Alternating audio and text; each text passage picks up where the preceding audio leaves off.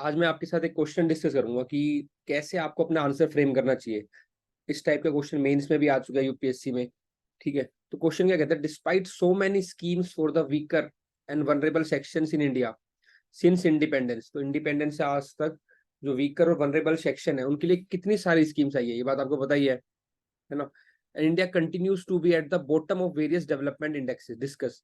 तो फिर भी इंडिया मतलब इतनी स्कीम्स आ गई, इतनी वेलफेयर स्कीम्स आई है वनरेबल सेक्शन के लिए, फिर भी इंडिया जो डेवलपमेंटल इंडेक्स है उनके मतलब उसमें बॉटम में क्यों है। तो वो मैं डिस्कस करना है कि क्या रीजन है भाई, ऐसे क्यों हो रहा है, उसको डिस्कस करना है। तो मैं आपको चाहे वीडियो पॉज करके आंसर लिखो फिर इसको सुनना, तब आपके लिए बेटर रहेगा। देखो हमेशा करना यही चाहिए, कभी भी आप क्वेश्चन देखो आप अपना ब्रेनस्टॉर्मिंग करो कि आप क्या सोच रहे हो। कुछ ऐसा तो नहीं है कि आपने कुछ पढ़ा नहीं होगा इसके बारे में, बहुत ही जनरल टॉपिक है, आपने बहुत सारी चीजें पढ़ी होगी, है ना। तो अपना ब्रेनस्टॉर्म करो ताकि आपके आइडियाज एक बार रिफ्लेक्ट हो जाए पेज के ऊपर। हमेशा कभी भी कंजूसी मत करो इस चीज में। पेन पेपर साथ रखो अपने, है ना। जो भी क्वेश्चन आ रहा है उसको ब्रेनस्टॉर्म करके उसमें लिखो, आप अपना दिमाग चलाओ।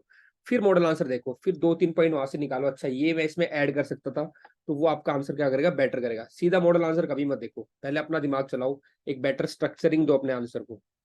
अब देखो इसका आंसर देखते हैं हम कि क्या आंसर होना चाहिए इसका, कैसे हमें फ्रेम करना चाहिए था। अब देखो सबसे पहले ये तो बड़ा इंट्रो है लेकिन पेपर में टाइम नहीं मिलता क्योंकि मॉडल आंसर है, तो मैं आपको बताऊंगा आप यहाँ से स्टार्ट करो डेटा से। At present there are 740 central sector schemes and 65 central sponsored schemes. एक आपने नंबर दे दिया कि कितनी सेंट्रल सेक्टर स्कीम्स है, कितनी सेंट्रल स्पॉन्सर्ड स्कीम्स है, कितना उन पे पैसा खर्च किया है। और अब फिर भी हमारी जो ह्यूमन डेवलपमेंट इंडेक्स है, हंगर इंडेक्स है, उनमें रैंक क्या है। अब देखो अलग अलग बच्चे अलग अलग इंट्रोडक्शन यूज करेंगे, है ना। और दिक्कत यही आती है, मेरे को काफी कम बच्चे कहते हैं सर हम रेलिवेंट इंट्रोडक्शन यूज नहीं कर पाते। या क्या एक रेलिवेंट इंट्रोडक्शन होना चाहिए और रेलिवेंट कंक्लूजन होना चाहिए जिसमें मैक्सिमम मार्क्स फेच करोगे। तो इस बार की जो टॉपर है आपकी सीता किशोर यूपीएससी की, सीएससी की, तो उनकी आप कॉपी देखना। ठीक है, तो उसमें साफ साफ ये चीज आपको दिखेगी कि उनका जो इंट्रोडक्शन है और कंक्लूजन है वो क्या है, बिल्कुल क्लोज टू द आंसर है, जो क्वेश्चन है सॉरी। तो अब इसमें देखो इसमें क्या पूछा हुआ था, डिफरेंट स्कीम्स, और ये पूछा हुआ था कि डेवलपमेंट इंडेक्स में क्या है, बिल्कुल बॉटम पे है। तो जो इंट्रोडक्शन है वो पहले डेवलपमेंट स्कीम्स के बारे में डेटा दे रहा है और फिर डेटा दे रहा है आपका किसके बारे में, डेवलपमेंट इंडेक्सेस के बारे में।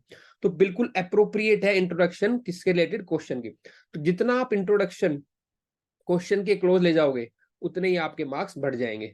बॉडी में सब लिख देते हैं मोस्टली, क्योंकि बॉडी में क्या करोगे आप, जो सब हेडिंग है उसको पिक करोगे, यहाँ पे जो सब पार्ट्स है उनको एड्रेस करोगे, लेकिन इंट्रो और कंक्लूजन भी अलाइंड होना चाहिए आपके क्वेश्चन के। ठीक है, यहाँ पे बिल्कुल देखो एप्ट है इंट्रोडक्शन। अब जनरली बच्चा लिख देगा there are many schemes different ministry and still development is not there. तो वो स्टार्टिंग में कंक्लूजन देते हैं कि ये भी मत करो, इंट्रोडक्शन में कंक्लूड मत करो, पहले अपनी आर्ग्यूमेंट्स दो और फिर लास्ट में कंक्लूड करना है आपको। तो ये बिल्कुल एक बेसिक आर्ग्यूमेंट्स दिए कि अच्छा ये ऐसा डेटा है। उसके बाद हम देखते हैं कि क्या रीजन है for this state of affairs. तो सबसे देखो, अब अगर आप जनरल लिखते हो, मैं आई होप आपने अच्छा लिखा होगा, लेकिन फिर भी कई बच्चे क्या करते हैं जनरल लिख देते होंगे बहुत ही, कि भाई करप्शन है, इम्प्लीमेंटेशन नहीं है ना, इलिटरेसी है लोगों में। तो ये बेसिक पॉइंट्स तो सभी लिखेंगे। मैं आज आपको 2-3 स्पेसिफिक पॉइंट बताऊंगा जो आपके आंसर को एक वैल्यू ऐड करेंगे। हमेशा देखो 10 में से 2-3 नंबर लाना तो आसान है, दिक्कत कहाँ आती है नंबर को 4 या 5 या 6 लाना। ठीक है, तो इंट्रो पहला पॉइंट मैंने आपको बताया, इंट्रो और कंक्लूजन आंसर क्वेश्चन के अलाइन करो बिल्कुल जैसा है। फिर दूसरा, बॉडी के अंदर कीवर्ड्स आने चाहिए, उस क्वेश्चन की थीम रिलेटेड वर्ड्स आने चाहिए, तब आपके नंबर बढ़ेंगे। और थर्ड है प्रेजेंटेशन, कि आप कैसे डायग्रामेटिकली सब एडिंग का यूज करके अंडरलाइन करके क्लीन लिख रहे हो। तो ये सब चीजें अगर होंगी तो आपके 10 में से 5 या 6 नंबर आएंगे। अब देखो पहला पॉइंट क्या है, the welfare schemes are based on the basic need model rather than focusing on the empowerment. तो हमारी जो स्कीम्स तो बहुत सारी निकाली हमने, लेकिन वो किस पे बेस है, वो उनका काम क्या है, मतलब पर्पस उनका मोस्टली क्या है, एक बेसिक नीड प्रोवाइड करना, कि भाई खाना दे दिया। ठीक, जैसे पीडीएस में दे रखा है, help in meeting minimum food requirement but does not help in breaking the vicious cycle of poverty. तो डेवलपमेंट इंडेक्स में ऊपर कैसे आएंगे, वो तो एक बस बेसिक काम कर रही है, भाई खाना प्रोवाइड करा दिया आपको। हमारी जो स्कीम्स है मोस्टली क्या है, they are focused more on the basic need model, ये कीवर्ड है यहाँ पे। बहुत कम बच्चे ये चीज लिखते हैं, ये आपको लिखनी है। स्कीम्स तो बहुत सारी हैं, लेकिन उनको वो क्या कर रही है, बेसिक जो पॉवर्टी, एक बेसिक जो नीड है उसी को फुलफिल कर रही है रादर देन डेवलपमेंट प्रमोट कर रही है।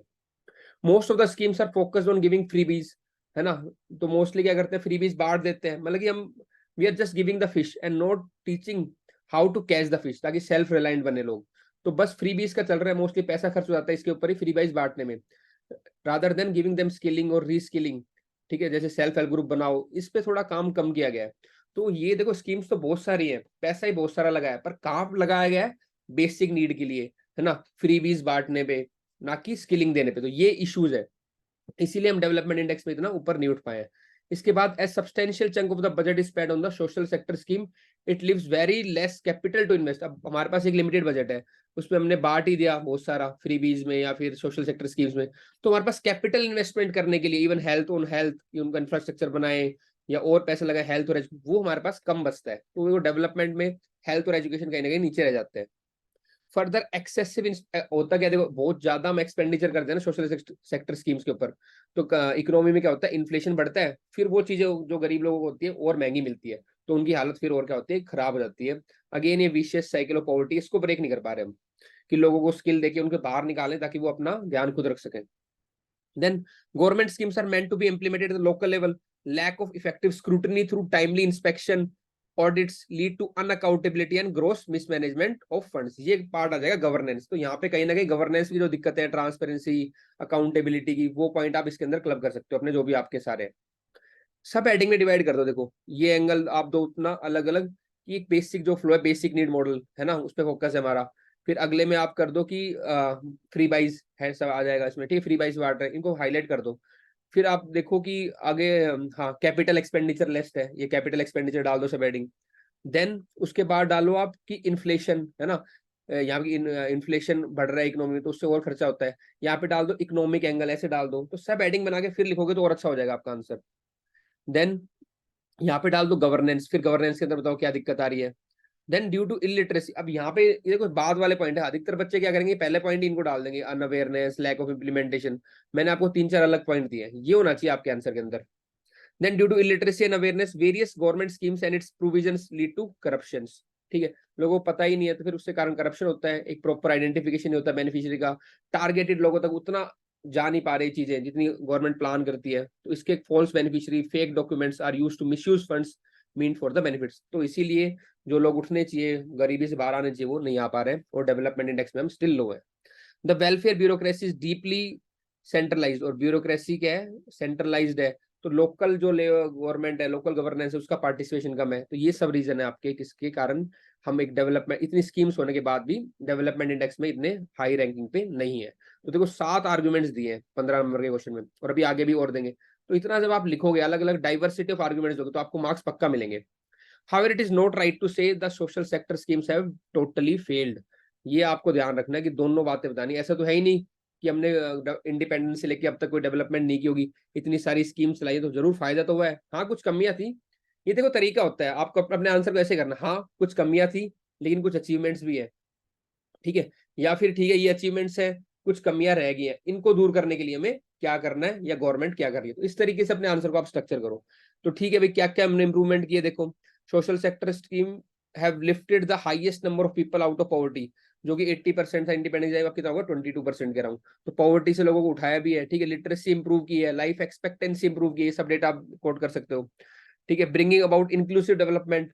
For instance World Bank outline मनरेगा as the stellar example of rural development, मनरेगा की थ्रू रूरल डेवलपमेंट प्रमोट की है, इंक्लूसिव डेवलपमेंट प्रमोट की हमने, promoted financial inclusion by the schemes like PM Jan Dhan Yojana, ठीक है, जिसे 48 करोड़ बैंक अकाउंट्स ओपन हुए।